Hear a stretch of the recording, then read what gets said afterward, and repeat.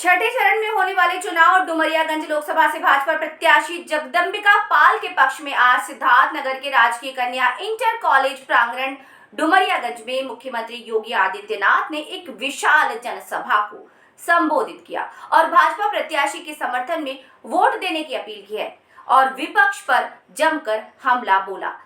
क्या उन्होंने कहा अपने उद्बोधन में, जानिए इस खबर में। योगी आदित्यनाथ ने एक विशाल जनसभा को संबोधित करते हुए कहा, भाजपा प्रत्याशी के समर्थन में वोट देने की अपील की और विपक्ष पर जमकर हमला बोला।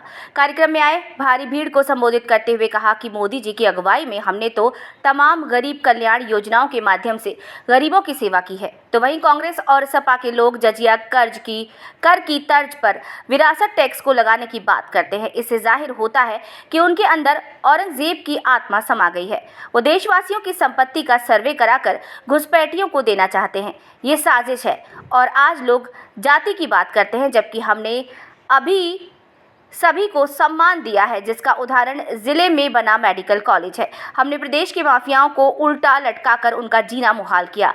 आज ऐसे माफिया इनके प्रत्याशी हैं, जिसको गोरखपुर की जनता ने लात मार कर भगा दिया। क्या सिद्धार्थनगर में उसे पनपने नहीं देना है? यदि ये पनप गए तो गरीब की संपत्ति हड़पेंगे। सपा और माफिया का हमेशा चोली दामन का साथ रहा है और सपा की सरकार थी तब सपाई गुंडे गरीबों का खून चूसते थे। इनकी संवेदना गरीब के साथ नहीं बल्कि माफियाओं के साथ है। प्रदेश का एक माफिया मरा तो मातम मनाने चले गए। हमें मौका मिला, हमने करके दिखाया। रामलला को मंदिर में विराजमान किया, देश व प्रदेश को विकास की गति दी। अब विरासत बनाने का लक्ष्य है। आज पूरे विश्व में भारत का परचम लहरा रहा है। और अब की बार तो 400 पार के मुद्दे को लेकर के, नारे को लेकर के तो समाजवादी पार्टी चारों खाने चित हो जाती है।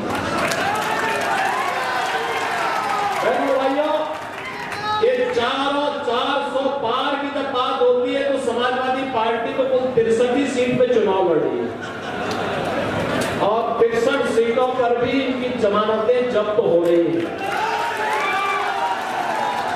और इसीलिए कांग्रेस और समाजवादी पार्टी का जो इंडी गठबंधन है, इन्होंने अभी से षड्यंत्र करने प्रारंभ कर दिए। गुमराह करना, लोगों को गुमराह करना, झूठ बोलना।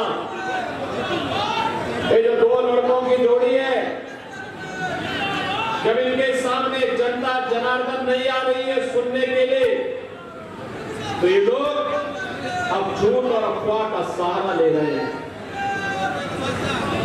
झूठ और अफवाह के अलावा इनके पास कोई दूसरा मुद्दा नहीं, क्योंकि जनता भी जानती है कि समाजवादी पार्टी और माफिया का तो चोली दामन का संबंध है। दोनों को एक दूसरे से अलग करके देखा ही नहीं जा सकता। प्रदेश का हर माफिया वह समाजवादी पार्टी के साथ संबंध रखता है, समाजवादी पार्टी की उसके साथ संवेदना होती है। इस समाजवादी पार्टी की संवेदना गांव के लिए नहीं, गरीब के लिए नहीं, दलित के लिए नहीं है, समाज के किसी भी तबके के लिए नहीं है, बेटी और व्यापारी की सुरक्षा के लिए नहीं है।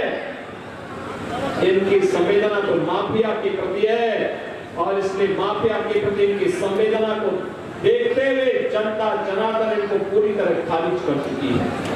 ये 14 में चुनाव हारे, 17 में चुनाव हारे, 19 में चुनाव हारे हैं, 22 में भी जनता जनार्दन ने इनको चारों खाने चित किया है और फिर 24 में भी एक नए संकल्प के साथ हम लोग आए हैं कि फिर एक बार मोदी सरकार बनाने का भी हमारा संकल्प है। और भाइयों, एक तरफ सुरक्षित भारत और दूसरी तरफ विकसित भारत की परिकल्पना को साकार किया जा रहा है।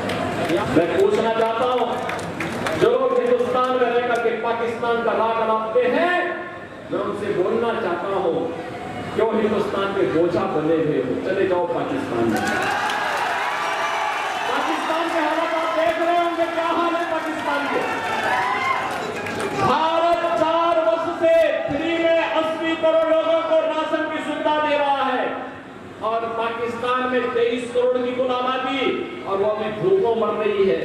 गली के जीवों की तरह, जैसे एक रोटी का टुकड़ा कोई गली में फेंक दे और गली में कुछ जीव आपस में लड़ते और गली के अंदर उस रोटी के टुकड़े के लिए, ऐसे पाकिस्तान के अंदर 1 किलो गेहूं के लिए, 1 किलो आटा के लिए छीना झपटी हो रही है, आगजनी हो रही है, तोड़फोड़ हो रही है, व्यापक वातावरण वहां का खराब हो रखा है। आज ये स्थिति आपके पाकिस्तान की है और इसी में ये समाजवादी पार्टी और कांग्रेस के लोग कहते हैं कि पाकिस्तान के खिलाफ मत बोलो, उसके पास एटम बम है।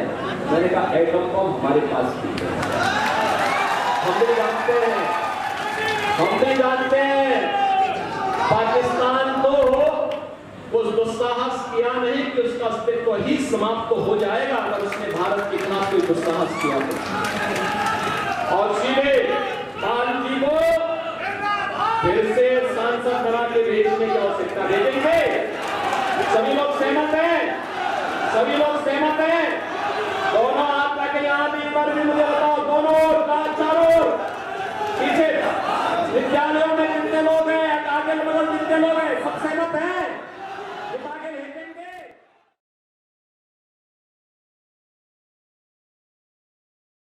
Happy birthday my dear.